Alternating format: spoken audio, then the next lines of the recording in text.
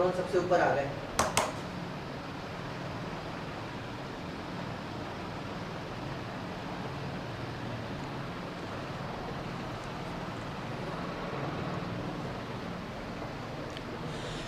नमस्कार साथियों, स्वागत है आप सभी का अंकित इंस्पायर्स इंडिया पर। मैं हूं अंकित अवस्थी। आप है मेरे साथ में एक ऐसी खबर पर चर्चा करने के लिए जो कि आप सबको इस समय कहीं ना कहीं विभिन्न सोशल मीडियाओं से समझ में और सुनने में आ रही होगी और संभवतया आपके मन में जिज्ञासा पैदा कर रही होगी कि एक डेवलप्ड नेशन, एक ऐसा देश जहां पर जो इस प्रकार का माहौल है, लिटरेसी रेशो है, लोगों का एम्प्लॉयमेंट रेट है, वो भारत से कई गुना ऊपर है। दुनिया भर को ये देश वो हैं जो समय समय पर नसीहत बांटते हैं, लेकिन आज इस देश में भी हालात इतने बुरे हैं कि सैकड़ों कारें जलाई जा चुकी हैं, साथ ही साथ ना जाने कितनी बसें तोड़ दी गई हैं, मेट्रो स्टेशन में आग लगा दी गई है, पुलिस थाने फूंक दिए गए हैं। अकेले पेरिस में 5000 पुलिस कर्मचारी सड़क पर है। किसी भी समय इमरजेंसी लगाई जा सकती है। और तो और इसी बीच में योगी आदित्यनाथ की मांग भी उठी है कि अगर यहां योगी, और कहां से उठी है, वहीं से कि अगर यहां योगी आदित्यनाथ हुए होते तो मामला जाने कब का ही शांत हो गया होता। आज के सेशन में चर्चा करेंगे क्या है पूरा घटनाक्रम। आपसे गुजारिश है जल्दी से एक बार सेशन को साझा कर दीजिए और भैया आपसे गुजारिश है ये वाली बत्ती बुझा दीजिए। चलिए, तो अब हम आपको आगे लेकर चलते हैं और बताते हैं हो क्या रहा है फ्रांस के अंदर। कुछ तस्वीरों से समझने का प्रयास करते हैं।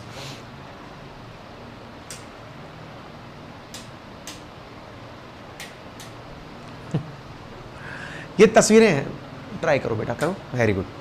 हाँ, तो यहां पर ये जो तस्वीरें आपको दिख रही हैं, इन तस्वीरों को देखकर आप अंदाजा लगा सकते हैं किस प्रकार का यहां पर माहौल है। तस्वीरों से आपको भीड़ से समझ में आ सकता है, उन्मादी भीड़ आपको यहां पर सड़कों पर बम गोले पटाखे चलाती हुई दिख सकती है। ऐसा लग रहा है जैसे दिवाली का माहौल हो, लेकिन गोलियों की आवाजें आ रही हैं। ये तस्वीरें जो आपको दिख रही हैं, देखने में ही काफी ज्यादा अपने आप में गंभीर स्थिति पैदा करती हैं। आप यहां पर देखें, आपको मेट्रो अंदर से जलती हुई दिखाई पड़ रही है। आप यहां पर देखें, सड़क पर आपको इस प्रकार से आगजनी करते हुए लोग दिख रहे हैं। पुलिस थाने में आग लगाई जा रही है, वो आप यहां पर देख सकते हैं। इतना हाल है कि दुनिया के कई नेता तो इस सवाल को पूछ रहे हैं कि ये फ्रांस है क्या? क्या ये सिविल वॉर है क्या? और अगर ऐसा है तो फ्रांस के ऐसे हालात क्यों बने हैं? फ्रांस के ऐसे हालात क्यों बने, ये समझने का लोग प्रयास कर रहे हैं कि अल्टीमेटली ऐसा क्या हुआ है। लोग इस बारे में जान रहे हैं। तो अब बड़ा सवाल यह बनता है कि ये जो स्थितियां यहां पर बनकर आई हैं, इन्हें थोड़ा सा हम समझते हैं, ऐसा हुआ क्या है। आप यहां पर एक और बस देखते हैं, और वो बस क्या है? यहां पर एक चीनी नागरिकों को ले जा रही बस है, जिस बस को बाहर से डर लग रहा है कि कहीं ऐसा ना हो कि इन चीनी नागरिकों को टारगेट करके उन्मादी भीड़ इस बस पर हमला कर दे। इवन चीन के सोशल मीडिया पर ट्रेंड होने लगा है कि चीनी लोग कहीं भी जाएं लेकिन पेरिस ही ना जाएं, फ्रांस ना जाएं, इस प्रकार की नसीहतें देने लगे हैं। इस समय ट्रेंड करते करते फ्रांस के रॉइट्स और मैक्रोन नंबर 1 पर पहुंच गए हैं। यानी कि सोशल मीडिया पर, ट्विटर के ऊपर मैक्रोन इस समय सबसे ज्यादा टैग किए जा रहे हैं। खबर क्या है? Hundreds more arrested in 4th night of French rights. 27 तारीख की वो कौन सी घटना है जिसके चलते हुए फ्रांस के अंदर इमरजेंसी के हालात पैदा हो गए हैं?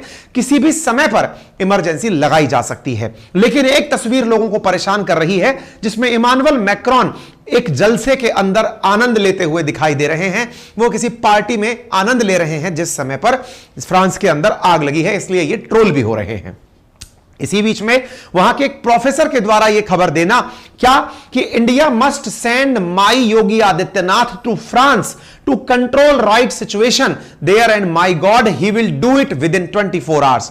यहां पर कोई प्रोफेसर हैं एन जॉन काम, वो कह रहे हैं कि अब चाहिए कि इंडिया द्वारा योगी आदित्यनाथ को फ्रांस भेज देना चाहिए और योगी आदित्यनाथ फ्रांस पहुंच करके दंगे की सिचुएशन को 24 घंटे के अंदर कंट्रोल कर सकते हैं। जिस पर योगी आदित्यनाथ जी के ऑफिशियल ट्विटर अकाउंट से ऑफिस के द्वारा ट्वीट कर कहा गया कि व्हेनेवर एक्सट्रीमिज्म फ्यूल राइट्स, जब जब अतिवादी लोग दंगे करते हैं या फिर जिनकी वजह से लॉ एंड ऑर्डर सिचुएशन बिगड़ती है किसी भी पार्ट पर दुनिया के, तो लोग कहीं ना कहीं योगी मॉडल को डिमांड करते हैं, योगी आदित्यनाथ मॉडल को, जो कि महाराज जी के द्वारा उत्तर प्रदेश में दिया गया है। इसके बाद में भारत के सोशल मीडिया में, भारत की मीडिया में, मेन स्ट्रीम मीडिया में योगी को फ्रांस भेजो, कंट्रोल आ जाएंगे दंगे, इस प्रकार की जो चीजें हैं वो ट्रेंड करने लगी हैं।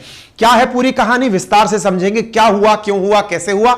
लेकिन उससे पहले एक इंपॉर्टेंट अनाउंसमेंट जान लीजिए। आप में से जो भी साथी हमारी टीम का हिस्सा बनना चाहते हैं, कल सुबह 11 बजे वो अलवर में हमारे दिए गए एड्रेस पे, गूगल कर लीजिएगा, एड्रेस मिल जाएगा, वहां पर वॉक इन इंटरव्यू में पहुंच सकते हैं। यदि किसी को हमारी टीम के अंदर जो कंटेंट राइटर बनना है या फिर वीडियो एडिटिंग स्टाफ के अंदर शामिल होना है, कंटेंट रिसर्च टीम के अंदर शामिल होना है, बहुत अच्छा कंटेंट उन्हें लगता है कि वो अच्छी स्क्रिप्ट लिख सकते हैं, तो वो कल अलवर पधार सकते हैं, रविवार के दिन 2 जुलाई। इसके साथ साथ जो भी हमारे साथी आरएएस की तैयारी कर रहे थे, राजस्थान प्रशासनिक सेवाओं की, उनके लिए नोट्स अपने आप में एक बड़ा चैलेंज बना हुआ था, जिसे हमने सॉल्व किया। शुरुआत में हमने उसकी कीमत 4500 रुपए रखी थी, लेकिन बाद में हमने बढ़ाकर उसकी कीमत 5999 रख दी। लेकिन जैसा आप सभी जानते हैं कि हम आप लोगों की डिमांड से ही प्रेरित होते हैं, आपकी जिस तरह की हमसे गुजारिश होती है हम उसको ध्यान में रखते हैं। हमारे पास बहुत सारे ट्वीट्स इस तरह से, हमारे पास बहुत सारे YouTube कमेंट आए जिसमें बच्चों का कहना था कि सर नोट्स की डेट बढ़ा दीजिए, 5999 मत रखिए, उसे पुनः अपनी पुरानी फीस पर ला दीजिए, उसे वापस से 4000 की फीस पर ले आइए, नोट्स 4500 रुपए में ही रहने दो। इस प्रकार की हमें मांग उठने लगी।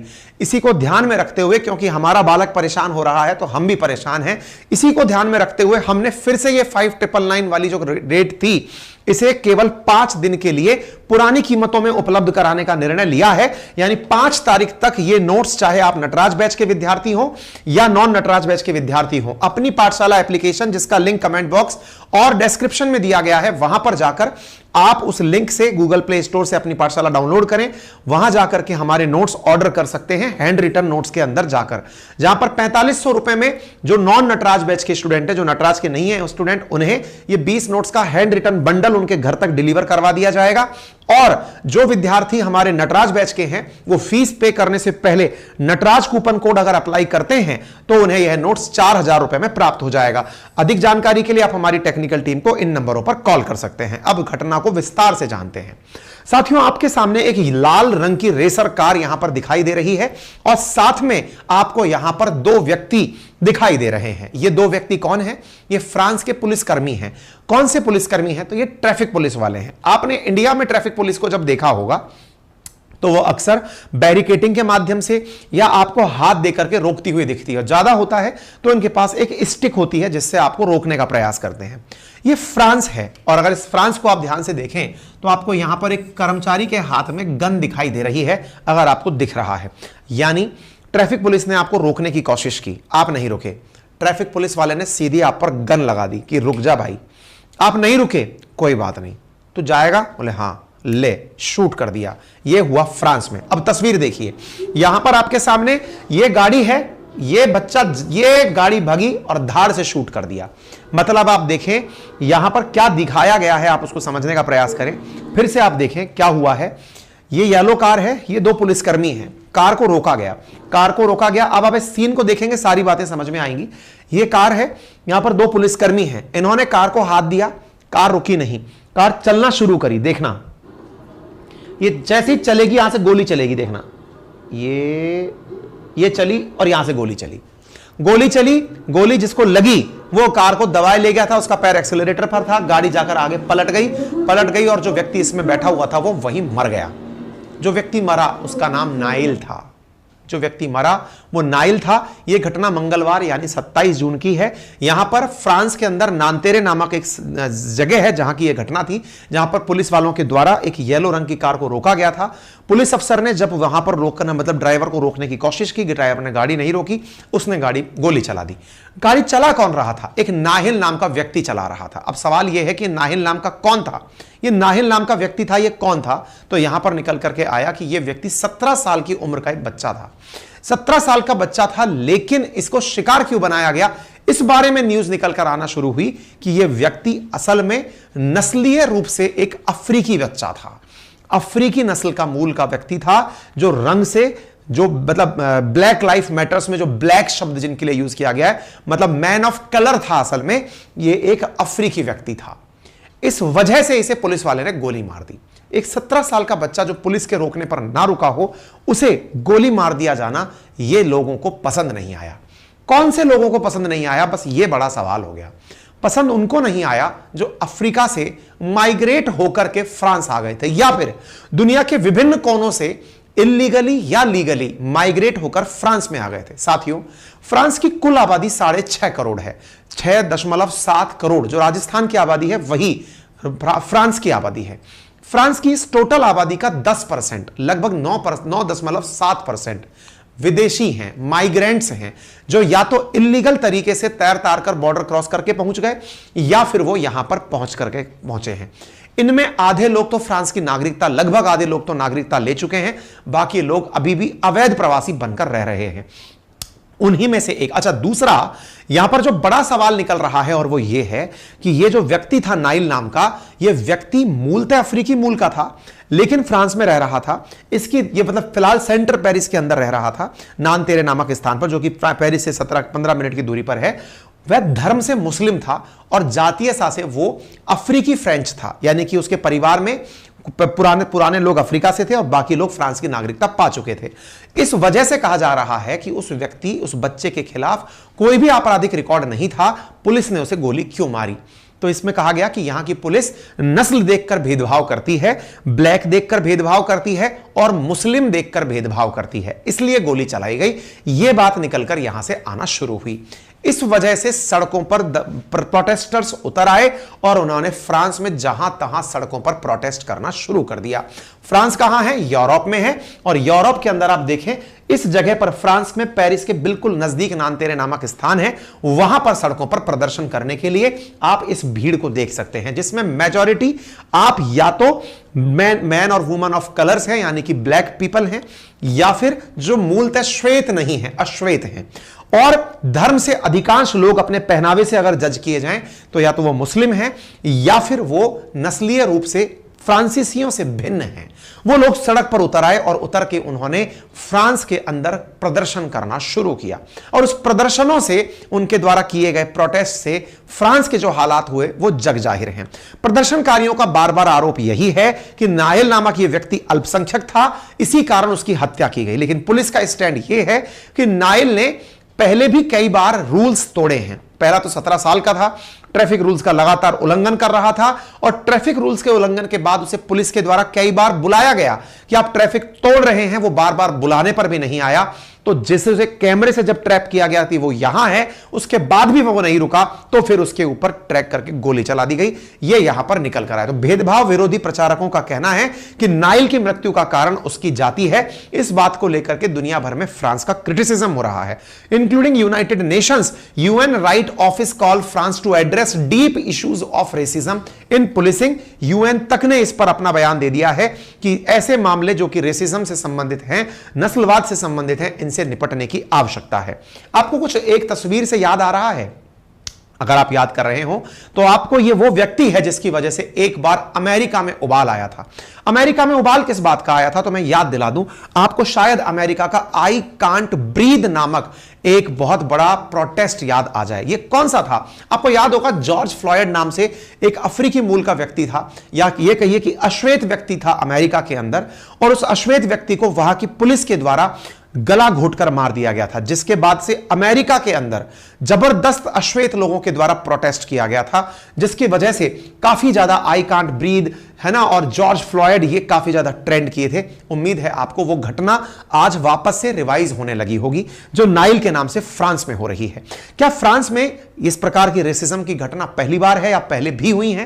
तो मैं आपको बता दूं कि रेसिज्म के लिए फ्रांस जाना जाता है। विशेष रूप से ये वेस्टर्न कंट्रीज जितनी भी हैं, ये रंग के आधार पर, धर्म के आधार पर भेदभाव के लिए काफी ज्यादा क्रिटिसाइज की जाती हैं। अब भेदभाव होता क्यों है? तो इसके पीछे का अगर कारण ढूंढते हैं तो शायद यहां की पॉपुलेशन में बड़ी मात्रा में इलीगल प्रवासियों का आ जाना, अप्रवासियों का आ जाना, वो कहीं ना कहीं लोकल लोगों के अंदर एक नकारात्मक भाव पैदा करता है। लोगों को लगता है कि हमारे संसाधनों पर ये जो गलत तरीके से घुसकर आए हुए लोग हैं, इनके द्वारा निरंतर हमारे क्षेत्रों पर कब्जा किया जा रहा है। नाइल मूलतः मोरक्को का रहने वाला था, जिस मोरक्को पर कभी फ्रांसीसियों का कब्जा रहा था। इसलिए लोगों का कहना है कि जहां आपने कब्जा करके रखा था, वहां के लोग तो नाइल की तरह ही कभी ना कभी फ्रांस में अपने संसाधन मांगने आएंगे ही। कुछ उस तरीके से ही यहां पर इमिग्रेंट्स चले आए हैं। इमिग्रेंट्स का अपना तर्क होता है। वे कहते हैं कि आपने दुनिया को इतना लूटा है, जब आपने दुनिया को लूटा तो लूटने के बाद आपने अपने घर मजबूत कर लिए, लेकिन जिनको आपने कंगाल किया वो आप ही के घर आएंगे। इसलिए कहते हैं कि दुनिया में समृद्धि केवल के एक ही व्यक्ति के पास ना हो, क्योंकि ऐसा होने से जो असमृद्ध व्यक्ति हैं वो आपके घरों तक भी पहुंचेंगे, क्योंकि उन्हें लगता है कि आपने उनके संसाधनों का हनन किया है। ये फिगर बताते हैं कि फ्रांस में किस प्रकार का डेमोग्राफी अलग है। फ्रांस के रिलीजन को अगर ध्यान से देखें तो यहां पर बड़ी संख्या में रोमन कैथोलिज्म को फॉलो किया जाता है, लेकिन जो लोग धर्म फॉलो नहीं करते उनका भी बड़ा परसेंटेज है। यहां पर 4% के आसपास इस्लाम में बिलीफ रखने वाले लोग फ्रांस में रहते हैं। इवन यूरोपियन यूनियन के द्वारा भी इस घटना का, रेसिज्म का और डिस्क्रिमिनेशन का विरोध किया गया है, और इस बात को लेकर के सवाल उठ रहे हैं कि फ्रांस के अंदर जो पुलिसिंग है वो सही नहीं है। अब सवाल ऐसा बना कि एक घटना से आप कैसे जज कर लेंगे कि पुलिसिंग सही नहीं है? तो इसके पीछे की कहानी यह है कि फ्रांस में ऐसा पहली बार नहीं हो रहा है। लगभग 13 बार ट्रैफिक पुलिस के द्वारा लोगों को गोली से मार दिया गया है। यानी ट्रैफिक पुलिस रोकती नहीं है, गोली चलाती है। इस वजह से यहां की ट्रैफिक पुलिस अलग ही अंदाज में जानी जा रही है। क्या इस बात से इमानुएल मैक्रोन को कोई दुख हुआ? जी हां, इमानुएल मैक्रोन ने इस बात पर अपना दुख भी व्यक्त किया है। और फ्रांस के एक बहुत बड़े खिलाड़ी हैं जिनका नाम है एम्बापे, उन्होंने भी अपने द्वारा इस घटना पर अपनी तीव्र प्रतिक्रिया दी है और उन्होंने कहा है कि इस तरह की घटनाएं फ्रांस में नहीं होनी चाहिए थी। क्या सरकार इस बात से निपटने के लिए तैयार है? जवाब है, सरकार तैयारी कर रही है। तैयारी क्या कर रही है? इमरजेंसी लगाने की। अगर स्थिति कंट्रोल नहीं हुई तो संभवतः फ्रांस सरकार के द्वारा इमरजेंसी लगाई जाएगी। क्या अपडेट है? अभी तक का अपडेट है 1300 से ज्यादा लोग अरेस्ट किए जा चुके हैं, जिनमें से 1/3 लोग ऐसे हैं जो कि बहुत युवा हैं, जिन्हें अरेस्ट किया गया है। प्रोटेस्टर्स हैं, वो काफी यूथ हैं, जिनके अरेस्ट होने पर भी काफी सारे सवाल उठ रहे हैं। बड़ा सवाल बनता है कि क्या फ्रांस में इस स्थिति से निपटने के लिए कोई सुविधाजनक असुविधा तरीका काम किया गया? बोले हाँ, ट्रेनें रोक दी गई हैं, बस रोक दी गई हैं, ताकि लोग और ज्यादा हताहत ना हो। आप देख सकते हैं किस प्रकार से बड़े बड़े ब्रांड्स के शोरूम, जैसे आप देख रहे हैं नाइकी का शोरूम है, उसमें आग लगा दी गई है, तोड़फोड़ कर दी गई है। जहां देख रहे हैं वहां शोरूमों में आग लगा दी गई है। आप इन तस्वीरों से देखकर स्थिति का अंदाजा लगा सकते हैं। फिर से सवाल आता है कि ऐसी स्थितियां जब यहां पर बन रही हैं तो स्थितियों से निपटने के लिए क्या किया जा रहा है? तो मैंने आपको बता दिया। अब एक और चीज बनती है कि यह क्या है, योगी आदित्यनाथ की मांग क्यों उठी है? क्योंकि योगी आदित्यनाथ का मॉडल जो उत्तर प्रदेश का है वो आजकल चर्चा में आने इसलिए लगा है कि ये कोर्ट फैसला करेगी, उससे पहले ये फैसला कर लेते हैं। कैसे? बुलडोजर बाबा के नाम से। योगी आदित्यनाथ जिनको भी पाते हैं कि इन्होंने क्राइम किया है, पुलिस ने जिन्हें गुनहगार मानकर कोर्ट के माध्यम से गिरफ्त में लिया है, योगी आदित्यनाथ का बुलडोजर वहां पहुंचकर उनकी संपत्ति को या तो कुर्क कर देता है या तोड़ देता है। ऐसी तस्वीरें उत्तर प्रदेश में अब कॉमन हो चुकी हैं। यानी गुनहगारों की तस्वीरें चाक चौराहे पर ताकी जाती हैं, जिनसे उनका सोशल बायकॉट होता है। सोशल बायकॉट के साथ उनके घरों पर बुलडोजर चलवाए जाते हैं जो सरकार की बात नहीं मान रहे होते। कुछ इस प्रकार से तस्वीरें पब्लिक प्लेस पर लगाई जाती हैं, जिससे लोगों के मन में अपनी इमेज को लेकर के एक भावना पैदा होती है कि अगर हम नहीं सुधरे तो कुछ गड़बड़ हो जाएगी और सुधारने के लिए फाइनली बुलडोजर बाबा आ जाएगा। शायद यही कारण है कि योगी आदित्यनाथ ट्रैक यहां पर ट्रेंड हुए हैं। बाकी आपकी क्या राय है, ऐसी घटना से निपटने के लिए क्या किया जाए? आप जरूर कमेंट बॉक्स में अपनी बात लिख सकते हैं। चैनल पर नए हैं तो चैनल को सब्सक्राइब करना ना भूलें। सेशन को अपने साथियों से ज्यादा शेयर करें। बाकी यदि आपको लगता है कि आपके अंदर एक अच्छा कंटेंट एडिटर है, आपको लगता है कि आप बहुत अच्छे से वीडियो एडिटिंग, ग्राफिक करना जानते हैं, स्क्रिप्ट राइटिंग जानते हैं, तो आप जरूर पधारें। कल वॉक इन इंटरव्यू आपके लिए रखा गया है। हमारी टीम के द्वारा आपका एक इंटरव्यू लिया जाएगा, रिटन टेस्ट, आपका डेमो देखा जाएगा, और अगर आप सही होते हैं तो आपको हम अपने साथ साझा करेंगे। बाकी पढ़ने वाले बालकों के लिए इंपॉर्टेंट अनाउंसमेंट क्या है वो मैं बता चुका हूं कि हमारे जो नोट्स हैं उनकी कीमत 5 दिनों के लिए कम कर दी गई है। हैंड रिटन नोट्स की कीमत 4500 से जो 5999 की गई थी वो बच्चों की डिमांड पर घटाकर पुनः अपनी ओरिजिनल कीमत दैट इज 4500 कर दी गई है। नटराज बैच के विद्यार्थियों के लिए 4000 कर दी गई है। आखिरी मौका है, अगर आप अभी भी ऑर्डर नहीं करते हैं तो फिर हमें अपनी कीमत वापस ओरिजिनल स्थिति पर ले जानी होगी। हैंड रिटन नोट्स आपको हमारी अपनी एप्लीकेशन अपनी पाठशाला पर उपलब्ध है, जिसका लिंक कमेंट बॉक्स और डिस्क्रिप्शन में दिया गया है। इसके डेमो भी वहां पर उपलब्ध हैं, आप जाकर देख सकते हैं। अपनी पाठशाला application Google play store, Apple store, Windows सब जगह उपलब्ध है। अधिक जानकारी के लिए आप हमारी टेक्निकल टीम को इन नंबरों पर कॉल कर सकते हैं। आपका समय शुभ हो। धन्यवाद।